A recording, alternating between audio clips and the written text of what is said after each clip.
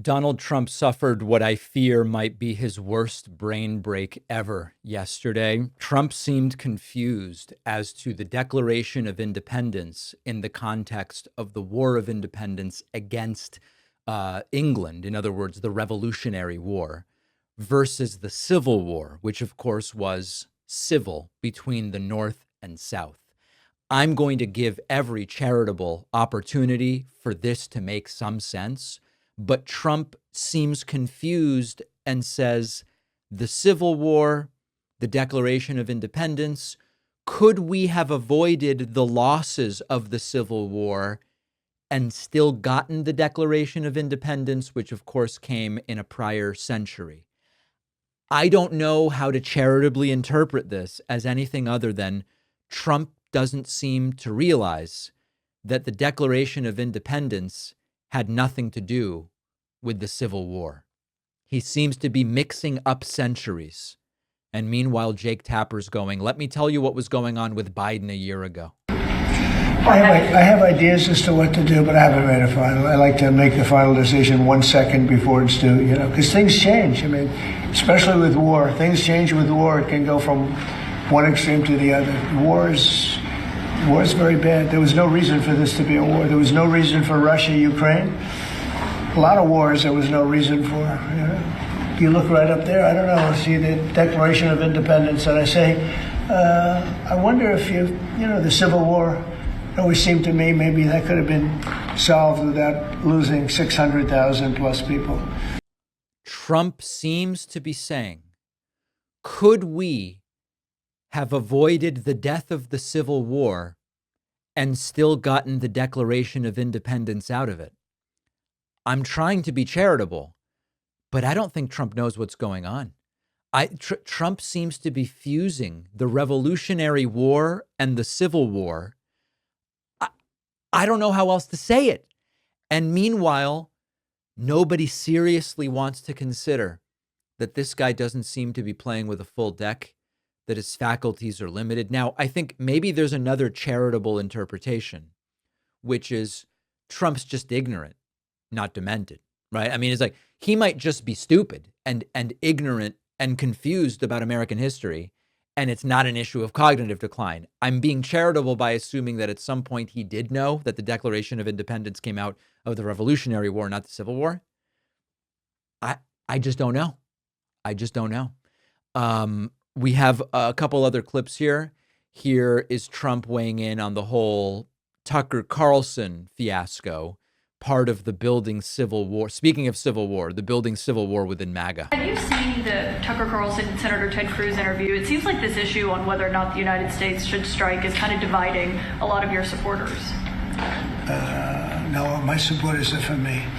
My supporters are America first. They make America great again. My supporters don't want to see Iran have a nuclear weapon. Tucker's a nice guy. He called and apologized the other. I would love to know whether Tucker did call to apologize to Trump, and if so, for what? Because he thought he said things that were a little bit too strong, and I appreciated that. And Ted Cruz is a nice guy. I mean, he's been with me for a long time. I'd say once the race was over, he's been with me ever since, right? But very simple. If they think that it's okay for Iran to have a nuclear weapon, then they should oppose me, but nobody thinks it's okay. People that I don't want to fight either. I'm not looking to fight. But if it's a choice between fighting and them having a nuclear weapon, you have to do what you have to do. Did Tucker Carlson really call Trump and apologize? Is that something that genuinely took place? I hope that Tucker will weigh in on it. And then finally, and this part, again, you be the judge, cognitive collapse or just ignorance, Trump again, he still seems to think that when we talk about stealth planes, which are, of course, undetectable by radar, Trump still seems to believe that these planes are invisible to the naked eye, like a Calvin and Hobbes strip where you paint Hobbes with invisibility paint and he's invisible to the naked eye. Trump still seems to think that's what we mean when we talk about stealth. Yeah, we have the best military equipment in the world. You see that with this fight. We have planes that are undetectable, flying around like, nobody's able to See him stealth. You guys want to be stealthy tonight. You know, you can be stealth. You'll never lose, right? They're flying around and nobody's able to see them. Now, I know you might be saying, David, of course he's talking about invisible to radar, right? Well, go back and look at the last 10 times Trump has talked about this. He never utters a single word that suggests invisible to radar. It's been believed for nearly a decade that he believes stealth planes are invisible to the naked eye, like they're doused in some kind of invisibility liquid. And yet, where is the investigation into Trump's cognition? Where is the concern every time he does one of these things the way there was with Joe Biden? Joe Biden was declining. We've long acknowledged it. But where's the story on Trump? We don't get it. Many people are talking about what's wrong in the United States, but fewer are offering serious experience-based solutions. And that is what makes the book Facing Hard Truths stand out. It's not just another political commentary. It's really a practical roadmap drawn from the perspective of decades of leadership in both public and business life.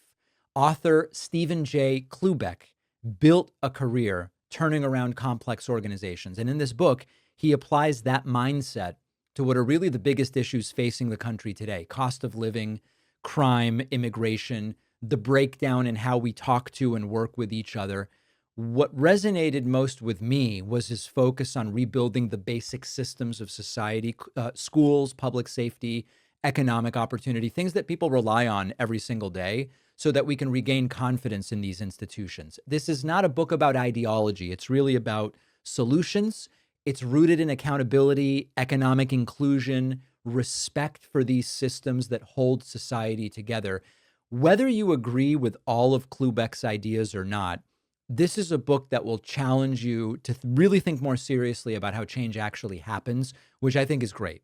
Get it today in hardcover, ebook, or audiobook at davidpakman.com/facing. The link is in the description.